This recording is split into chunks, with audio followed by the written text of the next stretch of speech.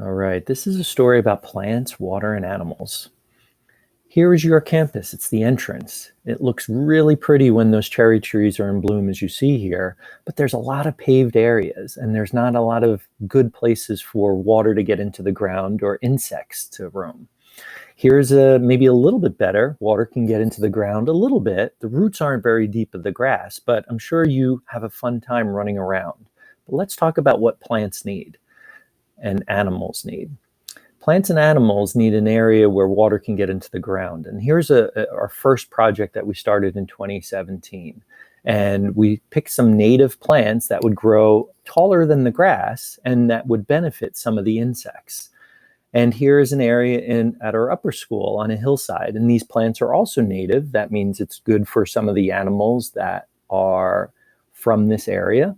And here's a group of people who came out on a cold April day and planted that hillside. Here's your lower school retention basin. You see after a rain, there's a lot of water there.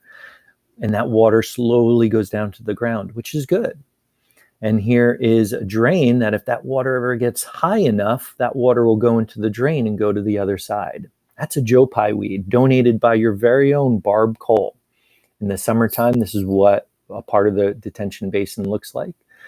This is our middle school project where we created a rain garden next to the library. This is what it looks like in that following spring. So there's plants there for animals that are native. This is on the side of our science and math building on our upper school campus. And it had a lot of weeds and a lot of grass that wasn't great for animals. This is what it looked like the following year. Lots of plants, lots of flowers and insects. So if you plant these plants, insects will come, as you see here. Caterpillars, bees, flies, butterflies.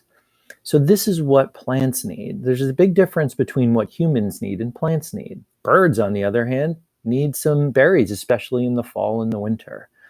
So this is what we're trying to do. We're trying to create better habitats for our plants and animals. And I appreciate all the work that you and your teachers are doing down in our retention basin. And I hope that you'll see all of your work throughout the entire year and you see it get bigger and find some insects there, maybe find some birds that are eating the seeds.